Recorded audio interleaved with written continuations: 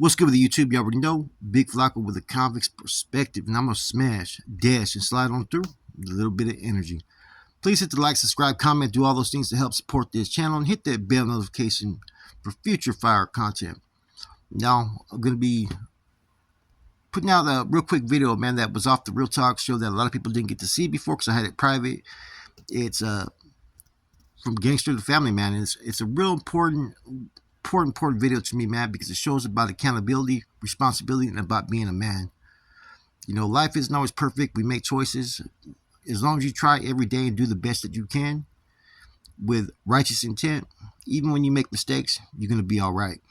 With that said, I hope you guys enjoy. And first and foremost, I dropped a little community post, man, and there was a lot of good feedback as far as potential topics. And there was two in particular that I wanted to address in one spill. It was one by Brian Wood. He brought up the idea of transitioning from an OG original gangster to a family man, as well as Sean Fernandez, the gratitude that we have after leaving behind the walls and changing our ways. And I think that these two topics coincide with each other. So let's get to it, man. Transitioning from an OG or gangster or criminal, drug addict or drug dealer, whatever you may be classified and labeled as, into a family man. First and foremost, the real OGs are the ones that are out there taking care of their family, taking care of their kids, and putting those priorities first and foremost. And see, the biggest transition in that lifestyle is one, your commitment is just to that life. Everything else is secondary. Whether you're slinging dope, running prison yards, running a gang, generating money, or just putting in work. That's became your whole lifestyle. And you become accustomed to doing that on a day-to-day basis. It's like sometimes for like a lot of convicts, when we get out to the streets, we're kind of on edge. We're trying to adapt, and we're trying to conform to society. And a lot of times it's real easy for us to go back to our old ways, because in going back to our old ways, we go back to a comfort zone. And when we return in custody, our transition is real simple. Within a week, you're already back to programming how you were before. But the transition, though, man, for me, myself, and I can speak for me, was like I said, I say this in a lot of my spills regarding everything, because I think everything revolves around ego and fear. Fear what others think of you. You know, your ego sometimes will put you in places and situations that will not be beneficial in the long run. So for me, I had to put everything to the side and quit thinking about myself and quit being selfish and think that my actions are affecting others outside of myself. I could do enough damage to myself, real simple. I think most of us can. But when you start to affect your relationships with your family, your kids, and so forth, that's not being a true gangster. You know what I'm saying? That's being a selfish man. And so for me, it was, like I think I've done this in previous spills. See, I didn't transition leaving prison or anything like that. I was running amok. I'd go in and out every once in a while, catch a case. I'd be in Santa Rita, maybe in Stockton, all kinds of different areas. And fortunately, I never caught another prison term. But, from my transition came from the spill I just did, as far as when my son was put into CPS custody. And I did everything within myself to focus on me, and so I could focus on him, as well as my two daughters. And so, the transition is a little bit difficult. You're gonna hit stumbling blocks. My biggest stumbling block was unpaid child support, that they had racked up tons of numbers because I never filed the proper paperwork when I was in custody, and they were taking out half my check. And getting back into the work field. I'm always been one of those ones that if you give me the opportunity, I'm gonna capitalize. And for anybody out there, there's nothing wrong with getting that basic job in the beginning that maybe doesn't pay what you feel you're worth. But it's up to you if you decide to stagnate and stand where you're at. And see, for me, that was the whole thing, is adapting in relationships, adapting to people, adapting to being a civilian, a citizen, not a gangster anymore. Because gangsters, we have big egos. Respect is a key thing, loyalty and so forth. Yet the same things that we advocate as gangsters are not the same thing that we provide for our family. You get what I'm saying? There's no loyalty to our family because we're putting our own selfish needs and our own recognition before that of our own kids at times. If you're catching cases and catching time, let's keep it real. How many people who've gone and done prison terms really had to be out there committing crimes to support their families? Or was it that you were too fucking lazy and you just like that lifestyle? You get what I'm saying? And that's just the reality of it. Life is hard. You have to sacrifice. You have to work. You have to provide. And see, there's a lot of individuals that will make excuses, when they get locked up. You know what I mean? I didn't put the pipe to your mouth and had you go 10 to 2. I didn't fill up that rig and have you and slam it in your vein. I didn't give you that bundle to go slang and leave your kids abandoned out there in the streets. Those were choices that other people made, And in transition, you got to come to terms and get honest. Honesty is the cornerstone to anything in life, whether you're recovery, change, and so forth. So if you can be real with yourself and look at your own faults, your own character defects, and see the things that you need to work on, then you're going to have a lot more success than someone that's battling and trying to always be argumentative anytime anything's pointed out. And a lot of times we're not grateful. We have no gratitude for the things that are provided for us once we get home. We have that instant gratification that we think we have everything coming. And sometimes you have to have the gratitude for the simple things. I'd rather be outside walking around the park and doing nothing than being up in a cell, sweaty and not getting showers for days because we're on lockdown and shit, and having to smell another man's ass. Those are not things that I look forward to. I like my freedom. I like my liberties, and so you have to be grateful for even the smaller things. Even when you have problems in life, whether it be like a relationship breakup, losing a loved one, you still can find something to be grateful for that day. I've said this in about 4 other segments. If you have a circle of individuals and you have a group and everybody puts their problems in the middle, more than half of us are going to take our problems back once we hear everybody else's problems. Life is a perpetual struggle.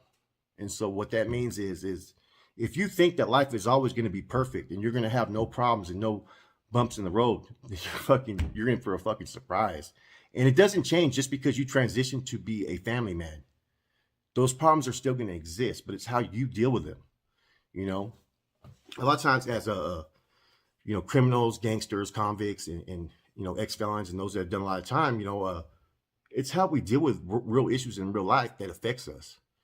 And the more experience you get in dealing with life's issues on life's terms, the much more success you can have.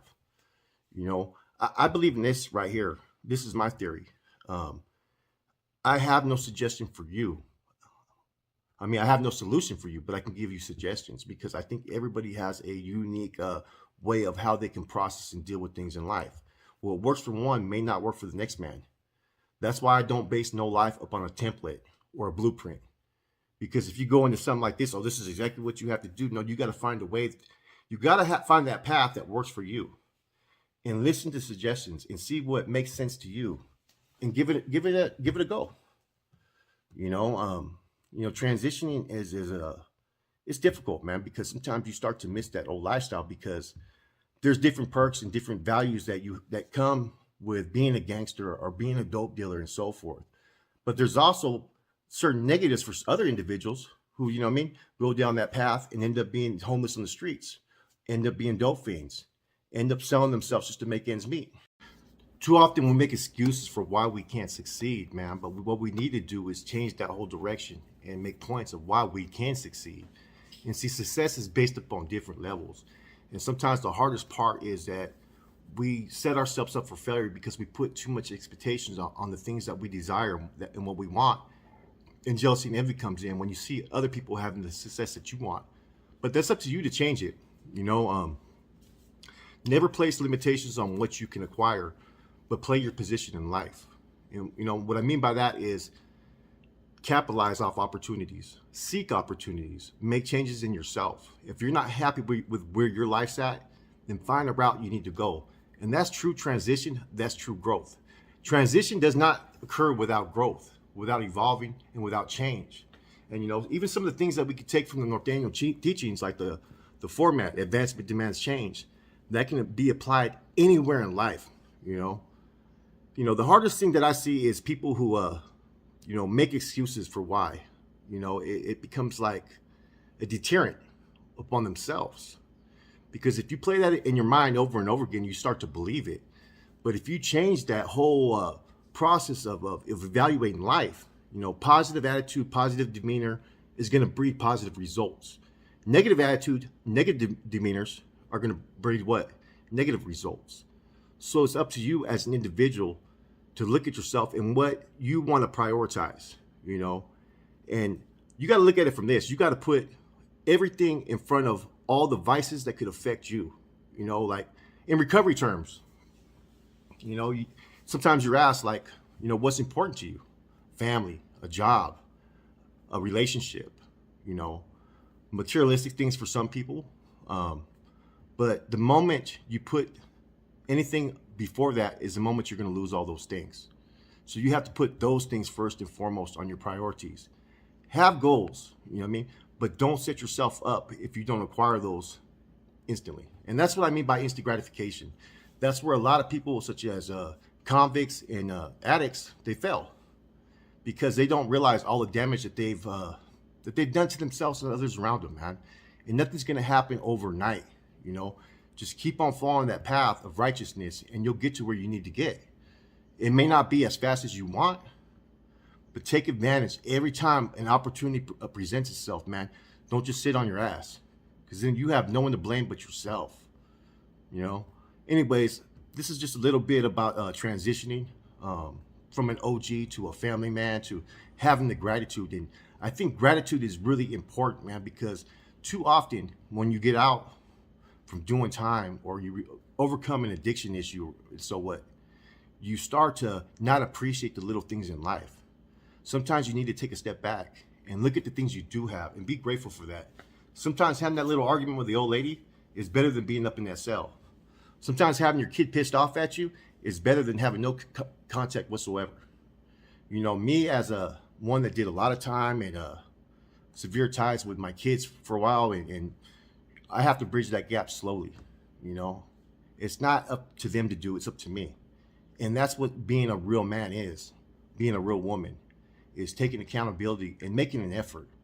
It doesn't mean that you may not falter from time to time or even have a relapse in behaviors, because I'm the first to admit that I've had relapsing behaviors many, many times, and it's where I start to allow things that I can't control affect me. The moment you realize that you don't control the rest of the world or how people feel and think is the minute you can accept life on life's terms. You know, and that was big for me because for a while, you know, I thought that you should think how I think. I think you should do the things I think you should do. But the world really doesn't revolve that way, man. You know, it's one step at a time in life. You can only control your actions. You can only control your thinking. You can't control the rest of the world. So therefore, you can't make any excuses for where your life leads. Anyways, this is a positive message, man. Thanks for the topics, man. You know, anything like topics you guys want me to address, you know, I'm pretty fast, man. You guys give me a topic that you think's important, that maybe something you're going through or someone else, man, bring it up to me. And like I said, these spills when it comes to personal life issues, you know, being an ex-convict, being an ex-drug addict, these are just my truths of what worked for me. And it's different ideals. And what I mean by that, there is different suggestions, different ways to look at things, different perspectives. And whether it resonates with you or not, that's up to you. You know, we're still going to push forward. I'm going to still push forward. You need to keep pushing forward. With that said, man, real talk with Flacco, and I'm out.